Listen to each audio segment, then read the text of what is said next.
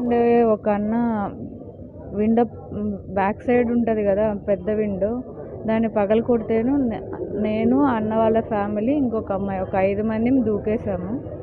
ఆ దూకే ప్రాసెస్లో దెబ్బ తగిలింది. రిమైనింగ్ వాళ్ళ పరిస్థితి తెలియదు.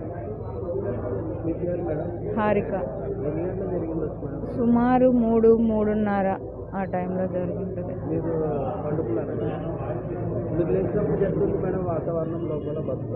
బస్ అంతా ఫ్రంట్ నుంచి మంటలు వస్తున్నాయి. వితిన్ సెకండ్స్లో బాగా దట్టంగా పొగలు కమ్మేసుకొని ఏం జరిగింది అనేది అర్థం కాలేదు. హారిక అంటే ఒక అన్న విండో బ్యాక్ సైడ్ ఉంటుంది కదా పెద్ద విండో, దాన్ని పగలకొడితేను నేను అన్న వాళ్ళ ఫ్యామిలీ ఇంకొక అమ్మాయి ఒక 5 మందిని దూకేసాము. ఆ దూకే ప్రాసెస్లో దెబ్బ తగిలింది. రిమైనింగ్ వాళ్ళ పరిస్థితి తెలియదు. హారిక. సుమారు 3-3:30 ఆ టైంలో జరుగుతుంది.